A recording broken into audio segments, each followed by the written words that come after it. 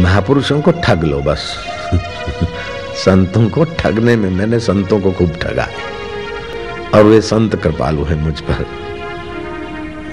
जिसमें से जिस संत में से जो सीख लिया, जो गुण मिल गया, हमने ले लिए चुरा। भगत जगत को ठगत है, भगत को ठगे न कोई। एक बार जो भगत ठगे तो अखंड यज्ञ फल हो। नारद जी भक्त थे। भक्त का मतलब है जो ईश्वर से विभक्त न हो। अब में ईश्वरत्व में जो जगह है, ऐसे भगत जगत में रहते हैं, जगत की वस्तुओं का उपयोग करते, उपभोग करते, लेकिन वो जगत से आसक्त नहीं होते। जगत भगत को ठगत है, भगत को ठगे न कोई। एक बार जो भगत को ठगे, भगत का अनुभव को अपना अनुभव बना ले। एक बार जो भगत ठगे तो अखंड यज्ञ फल होए। मूर्ख का नाम भक्त नहीं है, आवेशी का नाम भक्त नहीं है, पलायनवादी का नाम भक्त नहीं है, स्वार्थी का नाम भक्त नहीं है।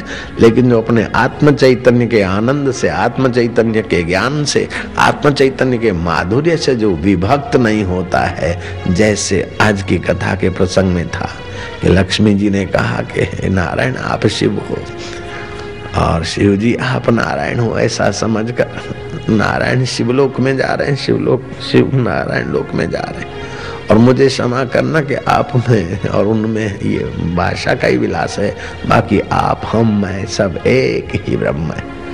ये है भक्त, लक्ष्मी जी की भक्ति है। ये विभक्त नहीं हो रही। ऐसे जो भक्त हैं, ऐसे भक्तों के अनुभव को, वचनों को जो अपना बना लेता है, चुरा लो उनके अनुभव को। भगत जगत को ठगत है, भगत को ठगे कोई। एक बार जो भगत ठगे तो अखंड यज्ञ फल हुए। और पुण्य फल तो आप स्वर्ग में भोगो, नष्ट हो जाए, लेकिन ये ज्ञान अखंड फल ऐसा है कि आपका वो अखंड फल कभी नष्ट ही नहीं हो। आप सदा ब्रह्मानंदम परमानंदम केवलम ज्ञानमूर्ते द्वंद्वातीतम त्रिगुण रहितम तत्तमस्यादि लक्ष्य एकम नित्यम विमल सर्वधि साक्षी भूतम। जो भी भाव आए, जो भी परिस्थिति आए, उसमें बहो मत, उसके साक्षी हो जाओ। किस किस से अलग होगे, किस किस से लड़ोगे और किस किस से जुदा होगे। जुदा होना है तो अज्ञान से जुदा हो जाओ, अपने मन की बेवकूफी से जुदा हो जाओ। दोष देखना हो तो आपको अपने मन के दोष बहुत मिलेंगे। दूसरों को सुधारना या दूसरों से भागना, उससे तो अपनी बेवकूफी से भागो और अपने मन को सुधारने में लग जाओ। दूसरे अपने आप सुधरने लग जाएंगे। घूमते घामते हम जब अहमदाबाद में आए और वहाँ कुटिया बनाई तो थोड़े दिन तो कोई पड़ोसी महाराज था। फिर देखा कि मेरे पास बहुत लोग आने लगे तो उनको बड़ी तकलीफ होती। उस महाराज ने भी खूब माइक लगाकर दिन रात गालियां देना चालू किया। अब गालियां देते थे तो उनको अशांति होती, रात को नींद नहीं आती। फिर उनके चेलों को भेजते थे कि आसाराम को बुलाओ, तो मैं शिवलाल को ले जाता और मैं समझ जाता कि इनको नींद क्या कारण है। बोले नींद नहीं आ रही गुरुजी को। मैं क्या चलो हम आते।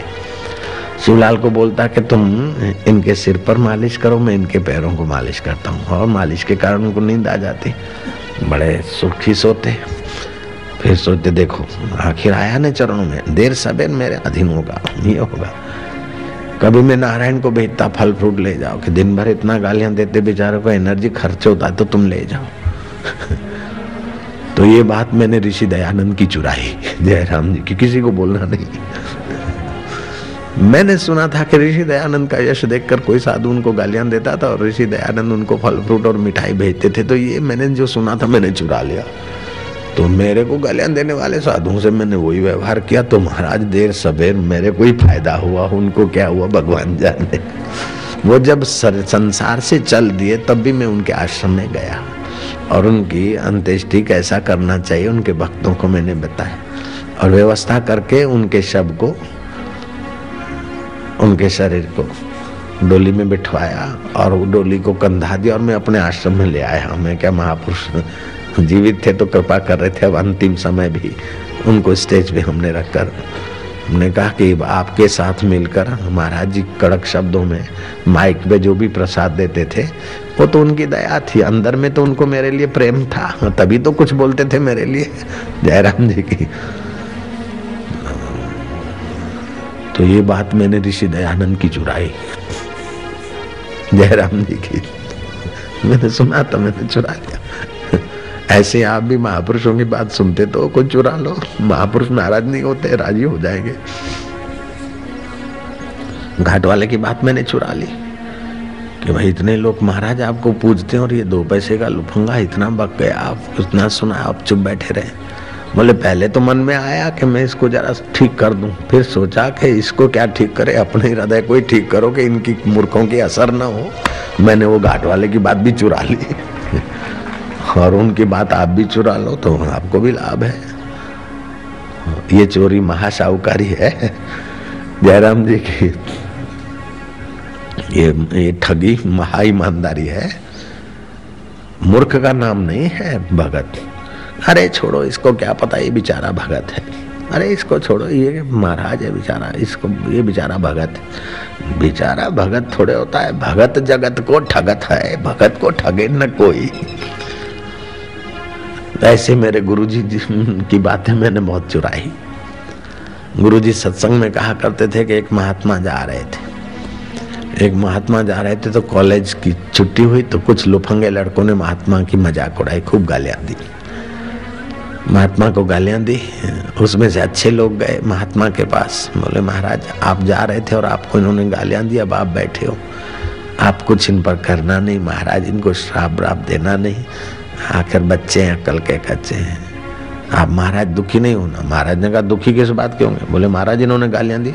बोले इन्होंने दी, मैंने लिया ही नहीं, माल मेरे को पसंद नहीं था इनका माल मेरे को पसंद ही नहीं था, मैंने लिया ही।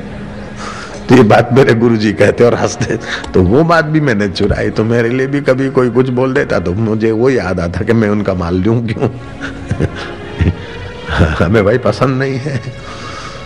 ऐसे ही समर्थ रामदास के जीवन की भी बात हमने थोड़ी सी चुराई जयराम जी की। तो ऐसा नहीं कि हम दूध के दोहे, हम भी चोरी करते करते साहूकार बने नारायण हरि, महापुरुषों का अनुभव ये वो कुछ न कुछ मिला है, ऐसे ही नहीं आ गए इधर। नारायण हरि नारायण हरि। तो समर्थ रामदास को किसी ने सुनाना चालू किया और रामदास तो चल रहे थे और वो सुनाया जा रहा था, तुम साधु लोग भीख मांगते, ऐसा करते, देश पे बोझा है, फलाना है, ढींगना है, और तुम्हारे तो